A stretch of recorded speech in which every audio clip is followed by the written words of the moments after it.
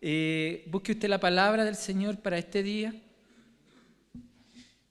Yo voy a sacar esto porque esto es como para los que son muy altos y a mí me queda como encima.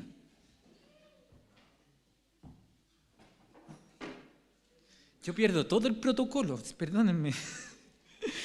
El libro de Romanos capítulo 3 del versículo 9 al 20 inclusive.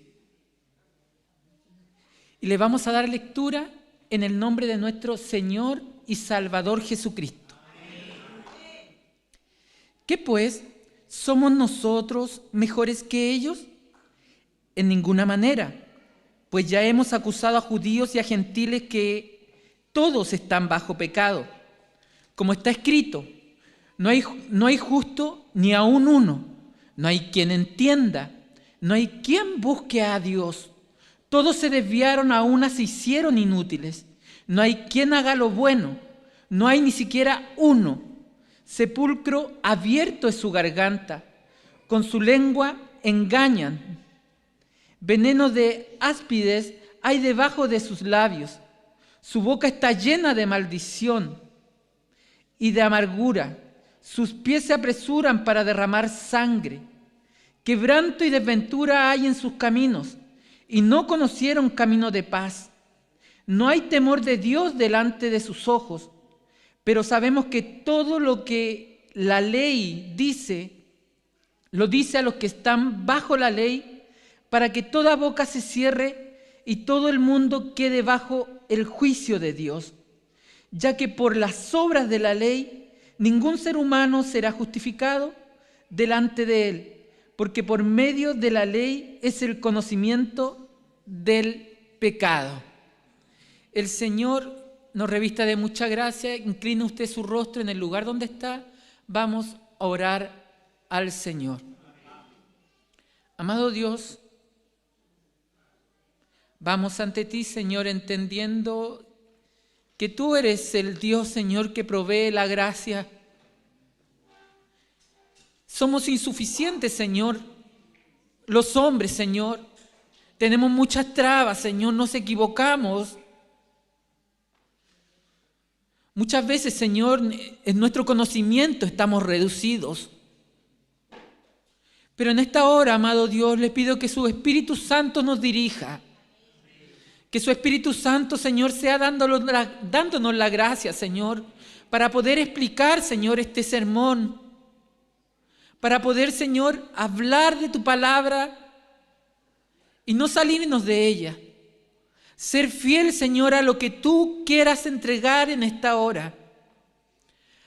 Ayuda, Señor, a los que están escuchando también, a que puedan comprender tu palabra y puedan maravillarse en ella, puedan saborearla, Señor, y puedan apreciar este tesoro, Señor, que es tu palabra. Permita, Señor, que no perdamos el asombro en esta reunión y que nos sigamos gozando en su presencia en todo lo que realicemos. Dame gracias, Señor, para entregar esta palabra y que tú seas glorificado en todo. Que tú seas el que sea el centro en esta hora y no los hombres. Amado Dios, te lo pedimos por Jesús. Amén. El Señor sea glorificado en esta hora. Como les decía, el libro de Romanos ha sido hermoso. Hay un grupo acá en esta iglesia que se llama el grupo de ESI. Yo me maravillaba que formamos parte algunos, me maravillaba, no sé, de escuchar, se me olvidan algunos nombres, pero de escuchar a una hermana Tabita exhortarnos sobre el libro de Romanos. Escuchar a la hermana Jocelyn, al hermano César, poder hablarnos del libro de Romanos. Y la verdad que ha sido una experiencia muy bonita poder escucharles a ellos, poder aprender de ellos, poder aprender de cada hermano que está en ese grupo. Porque la iglesia se edifica y se edifica los unos a los otros. Somos un cuerpo, hermano, que crecemos en conjunto. Y la verdad que el grupo de ESI va un poco adelantado. De hecho, el grupo de ESI ya pasó esta palabra. Entonces ellos ya están con la información ahí y yo creo que ellos me pueden ir soplando lo que viene. Así que glorifico al Señor por esto. Y la verdad que nuestros hermanos predicadores nos gozamos en el Señor porque Dios ha puesto predicadores aquí preocupados de la palabra del Señor, donde nos han podido ir enseñando en qué quiere decir el apóstol Pablo a la iglesia de Roma, a la iglesia de los romanos. Y la palabra del Señor aquí viene a presentar, a dar como la conclusión de todo lo que se venía hablando anteriormente, de todo lo que el apóstol Pablo viene presentando. El apóstol Pablo venía presentando a los inmorales, que los inmorales están fuera del reino de Dios, son totalmente incapacitados para buscar a Dios. Ellos se complacen en sus deseos. Después presenta a los moralistas. Y después presenta los judíos. Y aquí llegamos a uno de los versículos que dice, el apóstol Pablo dice, concluye con todas estas personas y dice, todos están bajo pecado. Todos. Todos están bajo pecado. Y cuando pensaba, hermano, cuando leí este versículo, pensaba en evangelismo. La verdad que cuando uno evangelizaba, estos versículos a uno lo ayudaban mucho. Y me ayudaba a poder explicarle a las personas la condición que las personas, el hombre natural se encuentra. Y la verdad que cuando la persona entiende la condición que se encuentra, es aquí cuando empieza a brillar ese tesoro tan maravilloso que es el tesoro del Evangelio. Que es una de las cosas más hermosas que presenta el libro de Romanos. El Evangelio, la justicia de Dios revelada, lo que nos decía nuestro hermano Bernabé. Es aquí cuando nosotros realmente empezamos a apreciar la salvación. Cuando nos damos cuenta de la incapacidad total que tiene el hombre de poder empezar a buscar a Dios. Hoy en día, hermanos, las prédicas son muy distintas. Y no quiero hablar de una iglesia en especial, pero las predicaciones son: ven a Cristo que el Señor te va a dar esto. Ven a Cristo que el Señor te va a dar esto otro. Y la verdad que nosotros no necesitamos venir a Cristo para recibir algo material. Necesitamos venir a Cristo porque la demanda es de Dios, que Dios es un Dios santo y la ira de Dios está por sobre todos los hombres. Por eso necesitamos venir a Cristo. Necesitamos venir a Cristo imperativamente, hermano.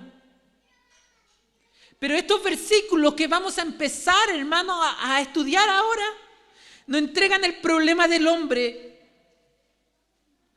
Y el problema del hombre, hermano, es que el hombre está totalmente depravado. El niño me está quitando la atención. ¿Qué tan lindo?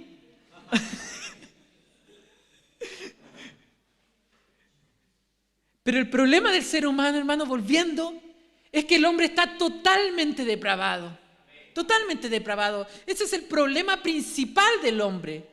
Había un estudioso, un académico que dice, Martin Murphy dice, al hablar de esta doctrina, él nos presenta esta doctrina así: que el no entender correctamente esta doctrina enferma a la iglesia. Mire la importancia que tiene esta doctrina de la depravación total. El no entender totalmente esta doctrina va a enfermar la iglesia, porque la iglesia se va a centrar en el hombre, en lo que puede hacer el hombre, en que el hermano llega temprano, en que el hermano hace esto, en que el hermano está haciendo esto otro, y empieza a centrar en la justicia personal del hombre natural. Cuando la iglesia no entiende esta doctrina, la iglesia se empieza a enfermar. Y los cultos empiezan a ser humanistas. Pero cuando el hombre, la iglesia, entiende bien esta doctrina, ¿sabe qué pasa? Llegan hombres aquí y llegan con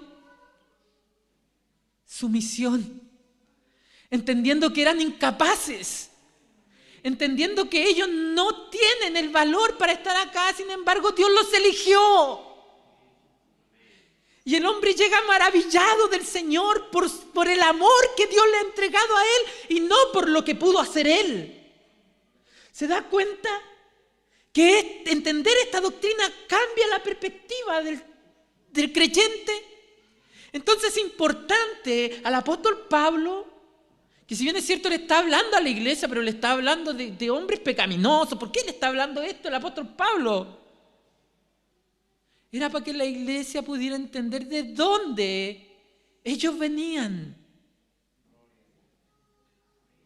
Mire, Tito 1:15 nos dice, nos narra, todas las cosas son puras para los puros, mas para los corrompidos e incrédulos nada les es puro, pues hasta su mente y su conciencia están corrompidas, de modo que aquel que está sin Cristo está muerto. Aquel que está sin Cristo está muerto e incapaz de salvarse a sí mismo. ¿Se da cuenta lo que dice la palabra? Que el hombre es incapaz de poderse salvar por sí solo, por su justicia. El hombre no puede salvarse. Y es aquí cuando entramos a la conclusión de Romanos, y lo voy a leer en la TNT para que se entienda. Dice, ahora bien, el 3:9, ¿llegamos a la conclusión de que los judíos somos mejores que los demás? El apóstol Pablo dice, para nada, para nada. Tal como acabamos de demostrar, todos, sean judíos o gentiles, están bajo el poder del pecado. O sea, el poder del pecado reina en el hombre natural. Por lo tanto, su voluntad está esclavizada. La voluntad del hombre está esclavizada y ese libre albedrío que supuestamente algunos explican, no existe en el hombre caído, en el hombre natural. Desde Romanos 1:18, Pablo nos está diciendo que concluimos que todos están bajo pecado. Y esta es la realidad, hermano. El hombre está bajo pecado. Y el Salmo 51:5 nos dice, he aquí, en maldad he sido formado y en pecado me concibió mi madre. De modo que el pecado, hermano, está desde que nace el niño. Yo un día puse a la Emilia, fuimos a un evento de joven y la Emilia tenía un coche grande y la senté ahí y estaba jugando con un juguete. Y después una señora, una hermana nos dijo, uy hermano, ¿puedo sentar a la Emilia, a mi hija al lado de la Emilia? Porque el coche era grande y caía y la Emilia estaba con unos juguetitos y la sentó ahí y la niña le fue a tomar unos juguetes a la Emilia y la Emilia le dice, ¡ah! Yo creo que si hubiera tenido un palo, ¿se da cuenta? Que si los padres no guían a sus hijos se pueden convertir en presuntos asesinos. Y no estoy exagerando. El hombre está completamente caído. Completamente caído. No puede hacer nada con su naturaleza. Un día escuché un ejemplo que a mí me maravilló, me encantó para poder explicar esto. No me recuerdo el predicador, pero el predicador decía que sacó a su hijo a comprar al mercado. Iba por el mercado y su hijo vio un chanchito chiquitito, un cerdito, rosadito, bonito. Y su hijo le dijo, papá, papá. Me imagino ahí a la Emilia, papá, quiero un cerdito. Que la Emilia ve un animal y lo quiere, hermano. Papá, quiero un cerdito, quiero un cerdito. Y el papá, no, mira, ahí hay un pajarito. ¿Quiere un pajarito? Ese pajarito se puede domesticar. No, quiero el cerdito, quiero el cerdito. Mira, ahí hay un gatito, ese gatito se puede domesticar. No, yo quiero el cerdito. Y el papá, cuando los hijos le ponen una cara así, con ojitos brillosos, el papá le dice, sí, bueno. Los papás me van a entender. Y se llevaron el cerdito. El papá se esforzó, metió el cerdito a la tina, con un jabón lo lavó bien porque no quería que la hija tuviera alguna infección, lo lavó bien, lo dejó más rosadito se veía. Le puso un centillo y el cerdito andaba ahí caminando y decía, ¿viste, papá, que el cerdito está lindo? Pero hubo una noche de tormenta. Llovió, cayó mucha lluvia. Y el papá no se dio cuenta que andaba el cerdito ahí detrás de él y él abrió la puerta y el cerdito vio un charco de agua ahí con barro y el cerdito corrió y se veía su cara de deleite corriendo hacia el barro y se tiró al barro y se empezó a revolcar ahí el cerdito y estaba feliz. Y el predicador decía, el cerdito es como el hombre natural. Sí, puede ser un buen padre, puede ser un buen hijo, puede ayudar a la abuelita a cruzar la calle, puede hacer cosas buenas.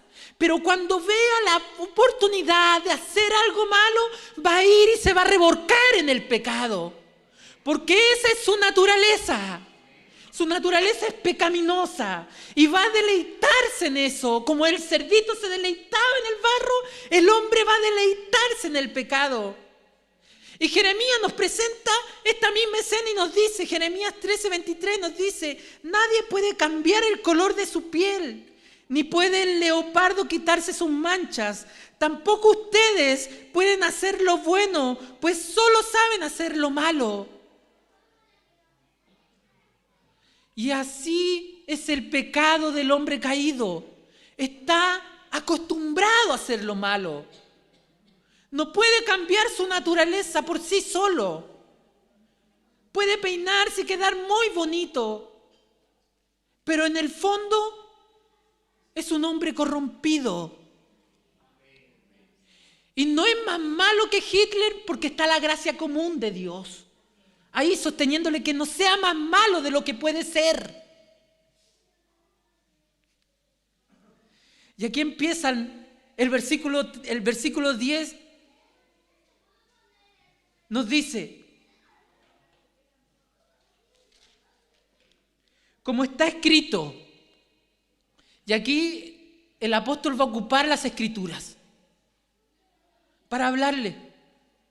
Va a ocupar los salmos, hermano, y ¿sabe qué? Yo no voy a citar los salmos, ni sabía qué cita, porque me tiraron una talla que soy muy larguero. Así que no voy a leer eso. Después usted lo busca en la casa.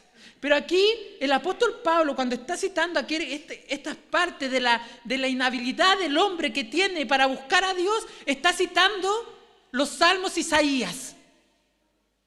Entonces aquí el apóstol dice, oye, como está escrito, aquí va a empezar a citar las escrituras para decirle, oye, yo estoy citando las escrituras y las escrituras dicen esto sobre el hombre. Los argumentos humanos pueden ser rebatidos, hermanos. Pero Pablo empieza a sostener sus argumentos con la inalterable e inerrante palabra de Dios. Estos argumentos no pueden ser rebatidos. Porque la palabra de Dios, y el apóstol Pablo empieza a argumentar aquí. Y le dice, la Biblia nos dice en Salmos 14, 1, 3, verdad que no se lo iba a decir, pero no hay justo. No hay justo.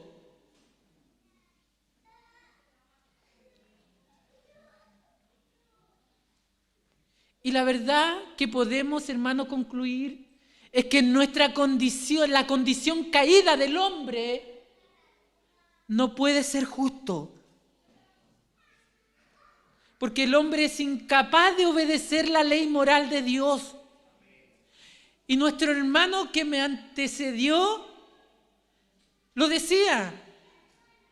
Sí, el judío tenía la ley, tenía la palabra, pero cuando se presentó el Señor Jesucristo en el Sermón del Monte y le dijo, ¿oíste que fue dicho no matarás? ¿Oíste que fue dicho a los antiguos no matarás? Pero todo aquel que se enoja con su hermano es un homicida. Y ahí los judíos, decía el judío, también. Entonces podemos ver que el hombre natural es incapaz, hermano, de poder cumplir, y el apóstol Pablo empieza a usar estos argumentos. Un día escuché a un predicador, hermano, uno de mis predicadores favoritos, que dijo que aquí el apóstol Pablo, hermano, no deja títeres sin cabeza.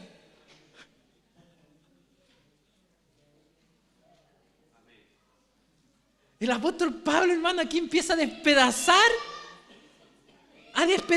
hermano, los argumentos que tenían estos hombres para poder buscar a Dios, para creerse que eran justos. No pueden ser justos. Y aquí dice, no hay ninguno justo.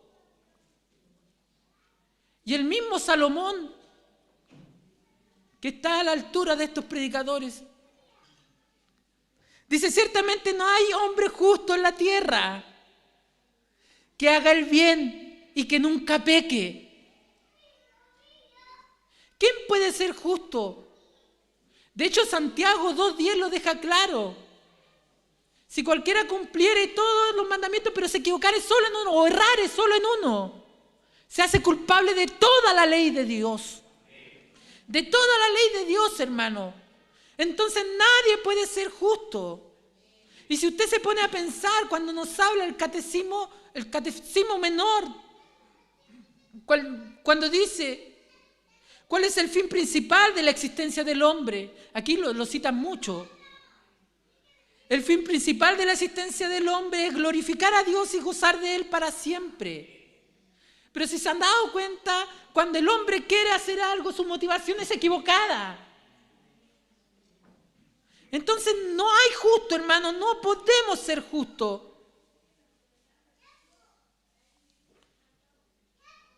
Incluso, hermanos, cuando buscamos justicia personal y cuando conocemos a gente que dice, no, ese hermano que es justo, es como cristiano, decimos.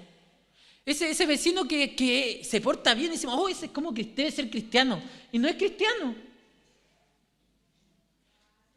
Y ese hermano, esa persona busca hacer el bien para que lo admiren. Es equivocada su motivación. Mire, y Romanos 3:11 nos dice, no hay quien entienda. No hay quien entienda. No hay quien busque a Dios. No hay quien busque a Dios. ¿Se da cuenta que el apóstol Pablo le empieza a decir, oye, están todos bajo pecado? Todos están bajo pecado. No hay justo. Y ahora le dice, no hay quien entienda. Y la verdad, hermano, que el hombre natural, nosotros debemos entender que el pecado ha nublado totalmente la mente del hombre.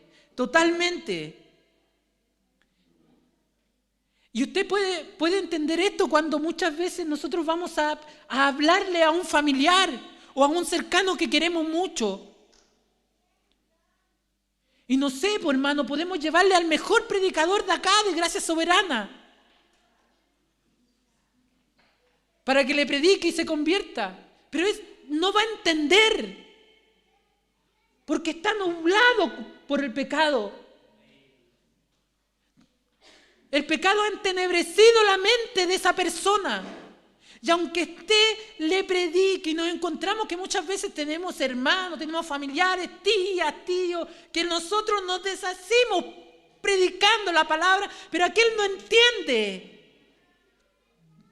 Es porque el pecado tiene entenebrecido ese entendimiento.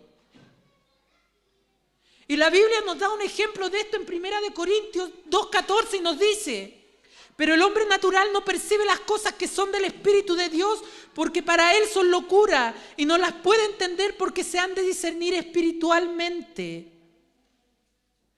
Y podemos entender que hay muchos letrados y hay personas que conocen, hermano, la palabra. En evangelismo yo me topé con personas que conocían la palabra más que yo en la calle y que no eran cristianos. Y que muchas veces a usted se la citan para pelear con usted. Pero en esto nosotros debemos comprender, hermano, que es Dios el que hace la obra en las personas. Las personas pueden tener una muy buena dicción, pueden tener una muy buena gramática, pueden entender muy bien las Escrituras y saber de qué se está tratando las Escrituras, pero si Dios no abre ese entendimiento, esa persona no va a llegar al conocimiento de esta, porque el hombre natural no va a percibir las cosas que son del Espíritu. Y la misma palabra lo dice, y la misma palabra está dejando a estos hombres sin excusas, sin argumentos.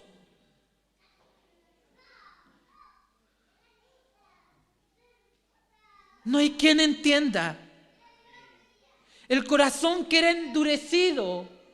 De hecho, la Biblia nos narra que el profeta Ezequiel, cuando habla que él va, en el postrer tiempo va a cambiar el corazón de la persona, dice que esa persona tiene un corazón de piedra. Dice que tiene un corazón endurecido. Y cuando va a decir que va a ser una nueva criatura, dice que él va a poner un corazón de carne en aquella persona. Y va a cambiar el corazón de piedra que tiene. Porque el diablo, hermano, las tinieblas, el pecado, no el diablo, no. El pecado reina en el hombre natural. Reina en el hombre natural. Y tiene el entendimiento entenebrecido de estas personas.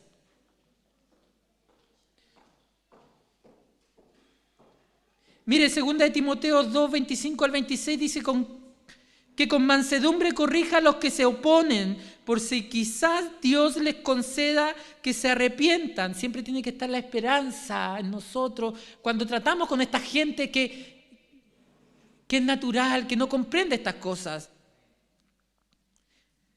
Por si Dios les concede que se arrepientan para conocer la verdad y escapen del lazo del diablo y en que están cautivos a voluntad de Él. ¿Se da cuenta que ellos por sí solos no pueden buscar a Dios? No pueden. Y es aquí que la segunda parte que el Señor nos habla, nos dice, no hay quien busque a Dios. No hay quien busque a Dios.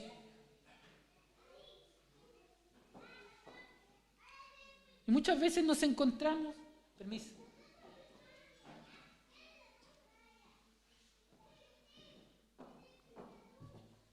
Mi esposa me conoce muy bien.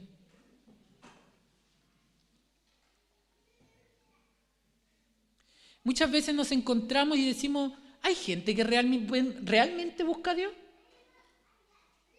¿Hay gente que realmente busca a Dios? Nos podemos hacer esa pregunta. ¿Sabe que Timothy Keller da una definición sobre esto? Timothy Keller, sobre qué es buscar a Dios. Él dice, es un deseo por conocer al Dios verdadero, encontrarlo y disfrutar de Él. Es un deseo de adorar, apreciar y gozarse en Él por lo que Él es. Pero muchos dicen, no, aquí Pablo se excedió. Aquí Pablo se excedió porque yo conozco personas, muchas personas que buscan a Dios. Es más, no sé si ustedes han escuchado esta frase. Yo no voy a la iglesia, pero busco a Dios en oración. Yo saco un pancito de vida y lo leo todas las mañanas.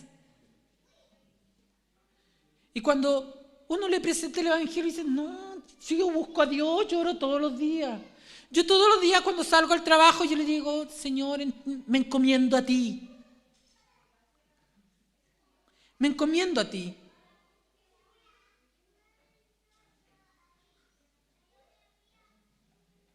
La verdad que no encontramos, hermanos, con personas que dicen estar buscando a Dios, pero lo están buscando a su modo.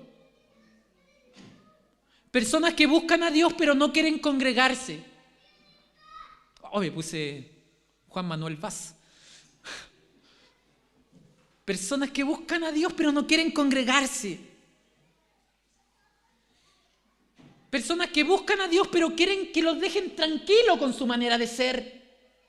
Yo soy así, yo sirvo a Dios a mi manera, dijo un cantante por ahí. Yo sirvo a Dios a mi manera. ¿Pero qué es buscar a Dios? ¿Lo están buscando correctamente?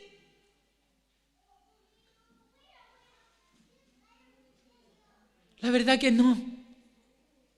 Y la verdad que en ellos hay una incapacidad de poder buscar a Dios. Porque las personas no buscan al Dios de la Biblia, buscan al Dios que le pueda suplir sus necesidades. Y nosotros buscamos a Dios para adorarle y para gozarnos en la maravilla que Él es. Para gozarnos y deleitarnos en lo que es Él por sí mismo, no en lo que nos puede dar. Pero vemos personas que están buscando a Dios, pero están buscando las añadiduras, están buscando que le cumpla, que le sane el enfermo, que le busque trabajo, que le dé un buen empleo, que están buscando esas cosas. Y eso no es buscar a Dios. Debemos entender, hermano, cuando alguien está buscando realmente a Dios, no es porque Él está buscando por su propio, porque Él quiso buscarle. Es porque Dios le buscó primero. Y es aquí, hermano, donde aparecen estas dos verdades, esta verdad, la soberanía de Dios y la responsabilidad humana, que deben ir en paralelo, las dos deben entenderse como verdad. El hombre va a buscar a Dios, pero lo va a buscar porque Dios lo está buscando primero. Y las Escrituras, hermano, es claro en esto. Juan 6:44 nos dice, nadie puede, incapacidad. Nadie puede venir a mí si no la atrae, si no la arrastra. Esa es la palabra correcta en el griego. Si no la arrastra el Padre que me envió. Hay una incapacidad total en el hombre de poder buscar a Dios. Entonces tenemos que ir comprendiendo que no fue que yo un día decidí y me levanté y dije voy a buscar a Dios. Me gusta poner énfasis. No, hermano, el hombre está totalmente inhabilitado para buscar a Dios. No puede buscar a Dios. De hecho, el libro de Marcos 19:10 es el versículo preferido de mi pastora. Una vez dijo mi pastor eso. Se me quedó grabado. Dice, porque el Hijo del Hombre vino a buscar y a salvar lo que se había perdido. El Hijo del Hombre vino a buscar y a salvar lo que se había perdido.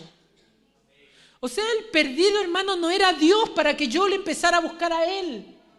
El perdido era yo y Él me vino a buscar y me vino a salvar, y esto es lo maravilloso. Yo estaba incapacitado para buscar a Dios, no podía por mi pecado. Romanos 3:12, continuando, nos dice, todos se desviaron en una, se hicieron inútiles. No hay quien haga lo bueno, no hay ni siquiera uno. No hay ni siquiera uno. Y las escrituras, hermanos, definen una buena obra cuando es en forma como en motivo correcto. ¿Se da cuenta? Y aquí le voy a dar un ejemplo que saqué de John Piper. Dice, para explicarle esto, porque una buena obra es de forma como de un motivo correcto. La motivación debe ser correcta. ¿Se entiende? Supongamos que eres un padre, dice John Piper, escúcheme, supongamos que eres padre de un hijo adolescente, complicado, hijo adolescente. Le recuerdas a tu hijo que tienes que lavar el auto para llevar a sus amigos al partido de baloncesto. Él ya había acordado hacerlo, pero cuando se lo comentas nuevamente, él se enoja y dice que no quiere lavarlo. Tú con toda gentileza, lleno del Espíritu Santo, le recuerdas su promesa y le dices que espera que lo cumpla. Él se opone. ¿Y tu respuesta? La respuesta del padre fue, bueno, si quieres manejar el coche esta noche, tienes que hacer lo que prometiste.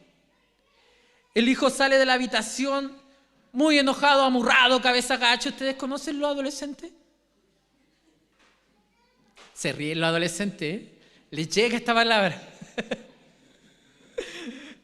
Pasa el rato y el papá mira por la ventana y ve al hijo con un pañito y un tarro. Lavando el auto.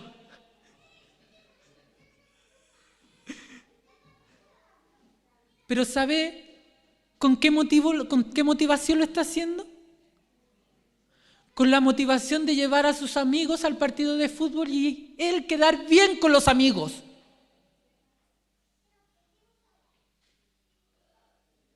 Porque el padre podría estar diciendo adentro, a veces los padres no creemos que nuestros hijos son tan pecaminosos. Decimos, no, mi hijo me está honrando ahí, le está brillando en la frente el mandamiento número 5, honra a tu padre y a tu madre. Me está obedeciendo.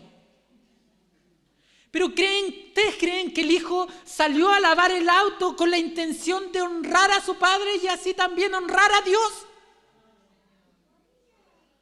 No, él fue a lavar el auto pero con una motivación equivocada. Y es aquí cuando muchas veces nosotros tratamos a nuestras esposas bien y las tratamos de maravilla y le abrimos la puerta del auto, las llevamos al lado de la orilla para que no les pase nada y lo hacemos con una motivación equivocada. No lo hacemos, hermano, pensando en Efesios capítulo 5, entendiendo que nosotros somos el ejemplo de Cristo y la iglesia y queremos glorificar a Dios por esto. No, queremos que digan, no, el hermano Daniel que es buen esposo. Cuando nuestra motivación, hermano, es capaz de querer glorificar a Dios, está mala. Y es aquí cuando viene la explicación de que hay gente que son buenos padres y que no son creyentes. Hay gente que son buenos padres, hay gente que son buenos esposos y no son creyentes. Hay gente que hace el bien y no son creyentes. Pero esas personas, hermano, sus motivaciones son egocéntricas. No es con una motivación de glorificar a Dios. Primera de Corintios 10:31 dice, si pues coméis o bebéis o hacéis otra cosa, hacedlo todo.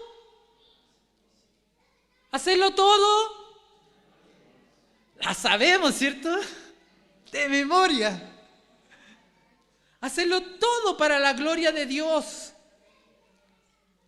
Y a veces vemos gente que es buena afuera, pero eso, hermano, tienen la motivación equivocada. Podemos ver a gente que hace buenas cosas. De hecho, Hitler era un excelente padre. Y podemos ver a dictadores, hermanos, que cuidaban a su familia. Gente que ha matado, que cuida a su familia. Hacen cosas buenas. Pero esas obras buenas, dice la palabra del Señor, que son como trapos de inmundicia. porque son con la motivación equivocada. Me voy a apurar. Romanos 3, 13, 14. Dice: sepulcro abierto es su garganta, con su lengua engañan, veneno de áspides hay debajo de sus labios, su boca está llena de maldición y de amargura. El libro de Mateo 12:34 nos dice: de la abundancia del corazón habla la boca. Y muchas veces, hermano, podemos ver a gente en el trabajo o donde estamos que nos dicen, uy, nos golpea la espalda y nos adulan. Para los que están trabajando.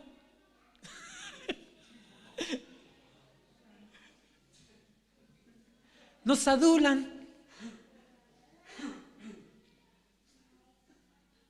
Y quizás le presentan una cara bonita, una sonrisa, pero después vemos que a la primera lo traicionan. Hablan mal. Son como serpientes, dicen algunos. Algunos le dicen eso a la mamá, pero eso no es así. No me voy a meter ahí. Hay personas que son realmente malas. Y lo podemos ver, hermanos, cuando nos relacionamos, en nuestro relacionarnos con otras personas, encontramos que hay envidia, las personas hablan de uno. Y podemos ver que es muy cierto lo que dice así: sepulcro abierto es su garganta. Hay impureza, hay maldición, hay descomposición. Porque esto no pasa entre los creyentes, porque si un creyente se enoja con su hermano, hermano tiene que arreglarse con él. Sí. ¿No se ha dado cuenta cómo nos tiramos flores acá los predicadores? Veneno de áspida y debajo de sus labios. Hablan, hermano, engaño. Hablan engaño. Su boca está llena de maldición y amargura. Y el 15 dice: sus pies se apresuran para derramar sangre. Muchas veces, hermano, nuestro hermano Tanelo lo explicaba de una forma magistral esto. Decía, no, a lo mejor la persona no va a matar a alguien. No va a matar a alguien, pero sí se va a enojar con ellos. ¿Y qué dice Mateo 5:21?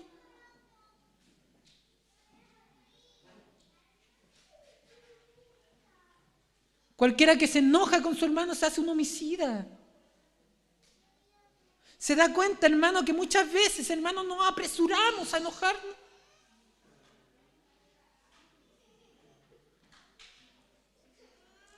El Señor nos ayude. Romanos 3, 16 y 17 dice: quebranto y desventura hay en sus caminos, y no conocieron camino de paz. Hermano, y podemos ver en el mundo, en las noticias, que ya no hay tranquilidad. Ahora uno ya no puede salir a comprar tranquilo porque no sabe acaso vuelve. Uno va en el auto y hermano, a mí me da miedo cuando me bajo a abrir el portón porque pueden hacer un portonazo y no tengo portón eléctrico. Tengo que bajarme a abrirlo. Se da cuenta que está todo corrompido y como que dicen, no, con este gobierno va a ser mejor. Pero vemos que cada vez es peor. Y es que la naturaleza humana está totalmente corrompida. Totalmente corrompida.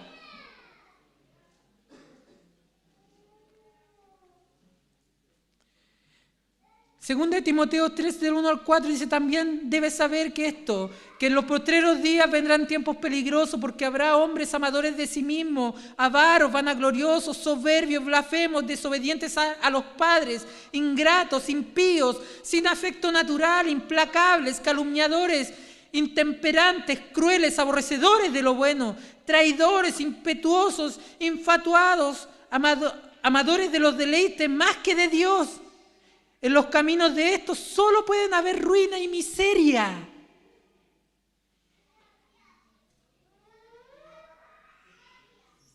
Y no es que yo esté tratando de convencer de que el hombre está totalmente depravado afuera, es que no podemos dar cuenta.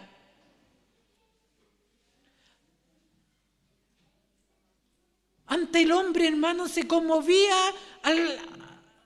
al pensar solo que podía abortar.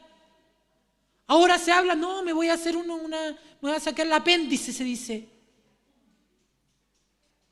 El hombre está totalmente corrompido,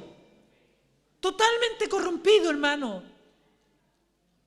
Y podíamos ver en el texto que le tocó a nuestro hermano Jacob, que hablaba de estos hombres corrompidos. No hay temor de Dios delante de sus ojos, nos dice el versículo 18. Y aquí se cierra todo. Todo esto lo hacen, todas estas maldades hacen estos hombres porque no hay temor de Dios en ellos. No hay temor de Dios en ellos. ¿Y qué es el temor de Dios?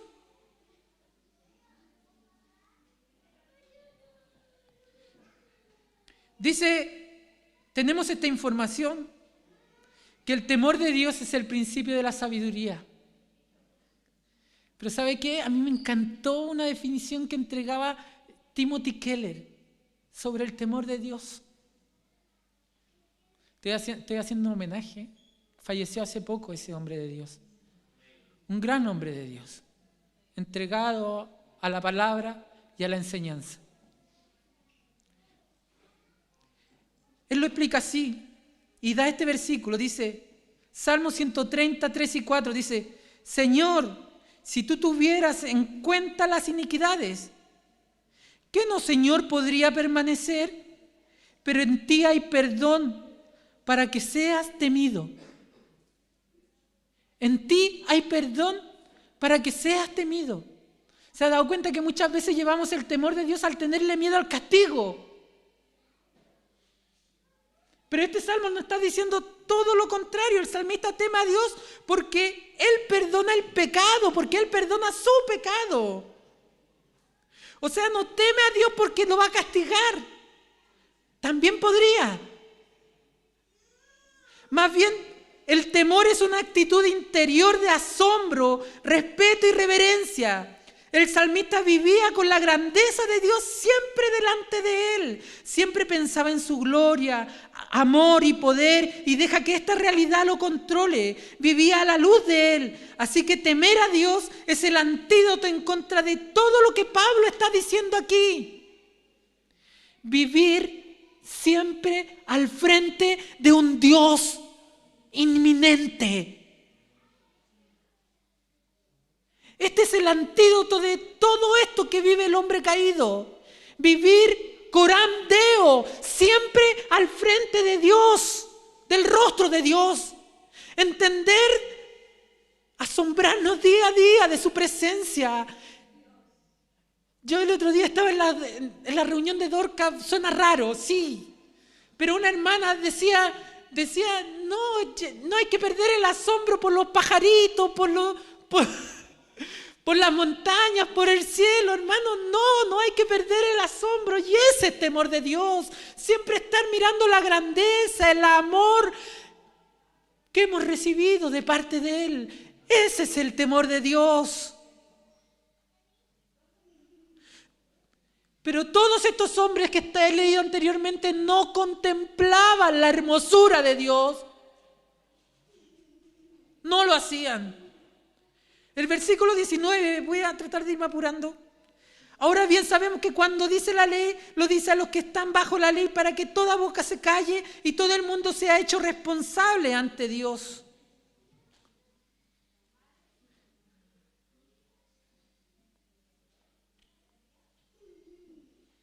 ¿Saben qué hacía la ley leída en Salmos e Isaías? A estos hombres que se creían moralistas, que creían, cuando se leían estos salmos, ¿sabe qué hizo? Les cerró la boca. Estos hombres se quedaron mudos, porque sabe que eso es lo que hace la ley. Nos deja mudos. Dice, sí, yo no soy justo, yo no soy bueno, yo no soy capaz de buscar a Dios. No, pienso en cosas malas. Soy un egocéntrico. Hago mi trabajo con el fin de recibir una felicitación, no de honrar a Dios. Soy malo. Y la ley lo deja claro y se lo dejaba claro a estos hombres. Y estos hombres, ¿qué podían hacer? Es quedarse mudos. Porque cuando la palabra habla, no sé, ¿acaso usted lo ha recibido así? Cuando recibió al Señor, cuando venía la ley de Dios y le decía, amarás al Señor tu Dios con toda tu mente. Y usted sabe que el Señor no era su todo en ese entonces. Y decía, rompí este mandamiento. Amarás a tu prójimo, y usted sabe que me caía mal el tío, el primo, el hermano, el vecino, y este mandamiento tampoco. Cuando decía no mentirás, tampoco, no robarás, le robó wifi a la iglesia.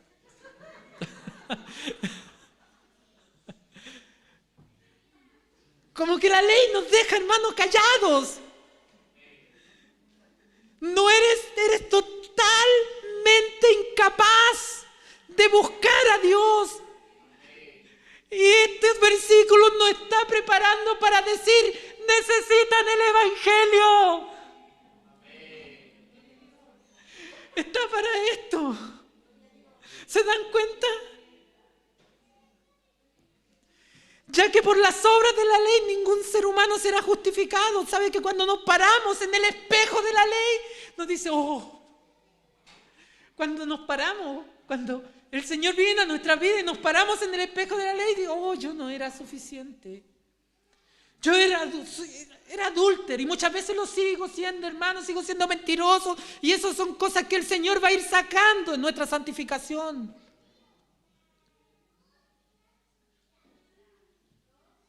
Debería haber dicho otro pecado. Estaba mi esposa que... Pero son cosas cuando nos vemos en el espejo de la ley. Son ejemplos, pasitas, son ejemplos. El espejo de la ley, hermano, nos deja sin palabras. Y nos dice, no puedo justificarme por mí mismo. No puedo. ¿Y sabe qué nos queda? Reconocer que somos pecadores. Y voy a concluir. Pero nótese que no dije esto último. Voy a concluir. Usted piensa, esta era una iglesia, hermano. La iglesia de Roma. Y yo me hice la pregunta, yo mismo dije, ¿por qué el apóstol Pablo le está hablando así de la incapacidad que tiene si la iglesia ya son salvos? ¿Por qué le está escribiendo de esta forma? Si la iglesia ya tiene a Cristo, ya fueron elegidos. ¿Por qué le está hablando de esta forma? Y usted puede decir, no, ¿y qué me sirve a mí saber que los hombres de afuera, los naturales, no pueden buscar a Dios? ¿De qué me sirve?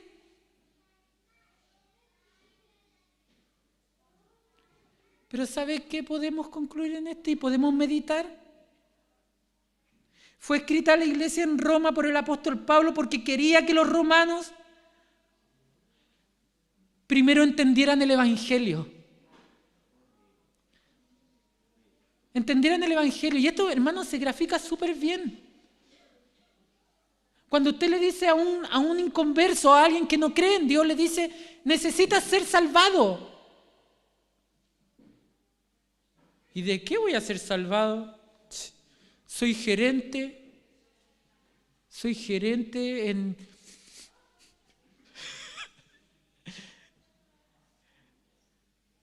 No necesito, tengo buena vida, tengo buen auto, tengo una San John.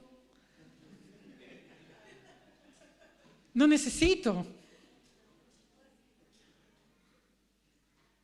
Pero cuando usted le dice, ¿sabes qué? El doctor le dice al paciente, oye, ¿sabes qué?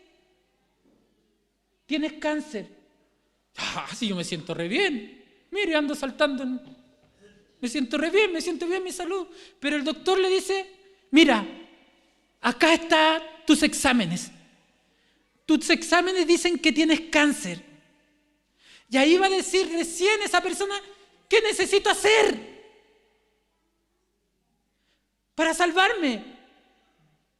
¿Y sabe qué está haciendo el apóstol Pablo aquí? Le está diciendo a la iglesia, ustedes tenían cáncer, estaban muertos. Ustedes estaban muertos y por nada del mundo podían venir a Cristo. Pero cuando estaban muertos yo les di vida. Cuando estaban muertos yo les di vida. Y aquí es cuando pasa a tomar importancia esta doctrina, la incapacidad del hombre. Porque nos ayuda a entender a nosotros que estamos sentados aquí en estas sillas, que no fue mérito suyo. Que no fue mérito suyo, no fue porque usted era muy bueno, no fue porque usted era muy justo, no fue por nada de lo que usted pudiera haber hecho, sino que fue por el puro afecto de su voluntad que fue salvado. Y esto ayuda a la iglesia a estar maravillado, sentado acá, entendiendo que no podíamos hacer nada para ser salvos y que Dios nos eligió y nos salvó por el puro afecto de su voluntad, y a Él debe ser la gloria. Debemos caminar en el temor de Dios, asombrado que Él es nuestro Salvador. Llegar aquí asombrado por la palabra, por las alabanzas, por todo, hermano, por congregarse. Esto nos dice esta palabra. Y más adelante, hermano, nos prepara y nos dice, pero, viene un pero glorioso después que nos va a traer nuestro otro predicador. Un pero glorioso. Así que esté expectante usted a esto. Así que vámonos entendiendo esta doctrina, hermano. Y diciendo, no es por nuestra capacidad, sino es por pura gracia de Dios. Para el Señor que me ha dado esta oportunidad, a Él brindo honra y gloria. Oremos al Señor.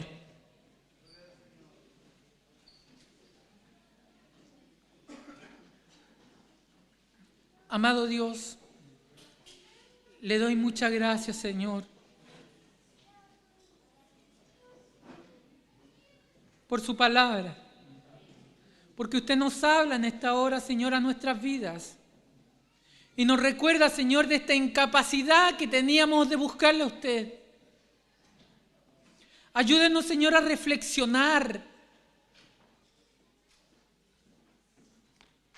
A reflexionar, Señor, en lo que hacemos. Ayúdenos, Señor, que cuando nos enojamos con nuestro hermano, pensemos que nosotros éramos incapaces. Ayúdenos, Señor, a entender que cuando el hermano se equivoca, entender que nosotros éramos peores. Y que nuestro motivo, Señor, de estar acá es maravillarnos de tu gracia, de tu perdón. Porque eso es temer a Dios. Pensar en que tú nos perdonaste cuando no lo merecíamos. Y que tú nos justificaste con tu muerte en la cruz. Pagaste la deuda. Tu justicia fue imputada a nosotros y nosotros te imputamos los pecados a ti, y es motivo de alabanza esto. No hicimos nada, Señor. Tú lo hiciste todo. Y es tu gracia la que debe ser ensalzada en esta hora. Tú eres maravilloso, Señor. Y que al pararnos de esta oración, Señor, reflejemos esta maravilla, este gozo que hay en nuestros corazones, Señor. De poder decir gracias, Señor, por tu gracia. Gracias, Señor, por tu amor. Gracias, Señor, por elegirme. Porque yo no he hecho nada. Es por el puro afecto de tu voluntad. Señor, te damos gracias por todo. Lo hago en el nombre de Jesús. Amén.